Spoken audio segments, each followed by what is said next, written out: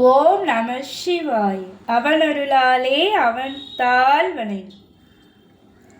திருவாசகத்துல அற்புத பத்துல அடுத்து வரும் பாடல் வரிகளும் அதற்கான பொருளும்.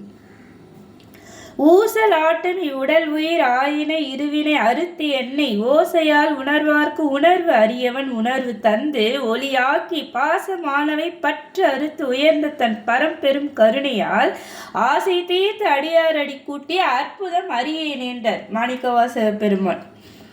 அதாவது ஊசலாட்டும் உடல் உயிர் ஆயின இருவினை அறுத்துன்னா, ஊஞ்சலை நாம் ஆட்டும்போது அது முன்னும் பின்னும் போயிட்டு வரும். அது போல நம்முடைய பிறப்பு என்பது நிகழ்ந்து கொண்டே இருக்குதுன்றார். இருவினையால, நல்வினை தீவினை ஆகிய இருவினையால பிறப்பு இறப்பு என்பது நிகழ்ந்து கொண்டே இருக்குது. அவ்வாறு இந்த பிறப்பு இறப்பு என்ற சுழற்சியிலேயே இருந்த என்னை ஓசையால் உணர்வார்க்கு உணர்வரையும் உணர்வு தந்து ஒளியாக்கினான்றார். அவ்வாறு இந்த பிறப்பிறப்பு என்ற சுழற்சியிலேயே சுழண்டு கொண்டு இருந்த என்னுடைய ஈசன் ஆட்கொண்டாண்டர்.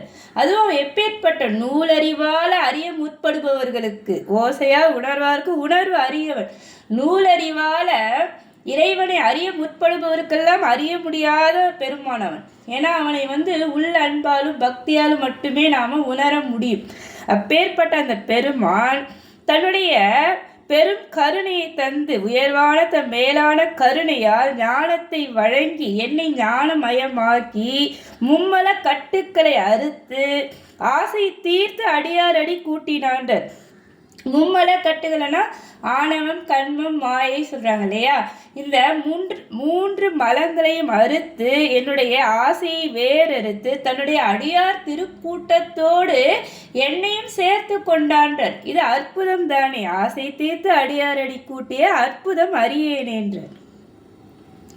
பொச்சையான இப்பிறவியில் கிடந்து நான் புழுத்தாய் நாய் போல் இச்சை ஆயின ஏழையர்க்கே செய்த அங்கு இணங்கியே திரிவேனை இச்சகத்து அரியனும் அயனும் எட்டாத தன் விரைமலர் கடல் காட்டி அச்சன் என்னையும் ஆண்டு கொண்டு அருளிய அற்புதம் அறியேனேன்றார்.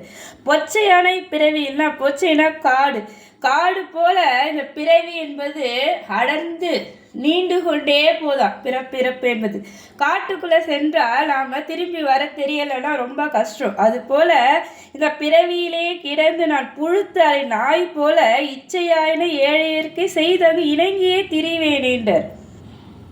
நான் இந்த பிறவியிலேயே பொருந்து புழுத்தளித்த நாய் போல பெண்களிடம் ஆசை கொண்டு இங்கே இருந்தென்றார். அழகான பெண்களுக்கே பணி செய்து அவர்களோடு அலைந்து கொண்டிருந்த என்னை இச்சகத்து அறிய அயனும் மாலும் எட்டாத தன் விரை மலர் காட்டி அச்சன் என்னை ஆண்டு கொண்டாண்டார். என்னுடைய தந்தை அச்சனை, என்னுடைய தந்தையாகிய சிவனார் திருமாலும் நான்முகனுமே காண முடியாத அவனுடைய திருவடிகளை எனக்கு தந்து என்னை ஆட்கொண்டான்.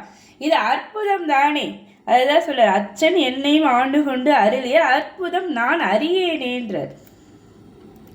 செரியும் இப்பிறப்பிறப்பு இவை நினையாது செறி குழலார் செய்யும் கிரியும் கீழ்மையும் கெண்டயம் கண்களும் உன்னியே கிடப்பேனை இறைவன் எம்பிரான் எல்லையில்லாத தன் இணைமலர் கடல் காட்டி அறிவு தந்தேனை ஆண்டு கொண்டு அருளிய அற்புதம் அறியேனேன்றார்.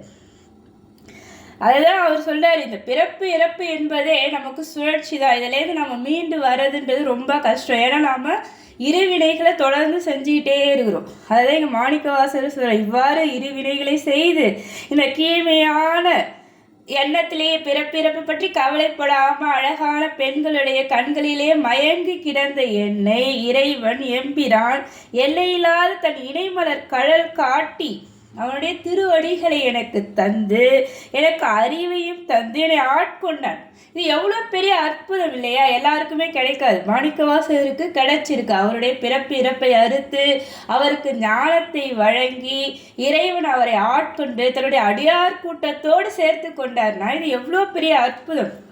அதுதான் இங்கே மாணிக்கவாசக பெருமான் சொல்றார், அறிவு தந்து என்னை ஆண்டு கொண்டு அருளிய அற்புதம் அறியேனேன்றார். அற்புத 10 முடிந்தது. மீண்டும் தொடருவோம். திருச்சிற்றம்பலம்.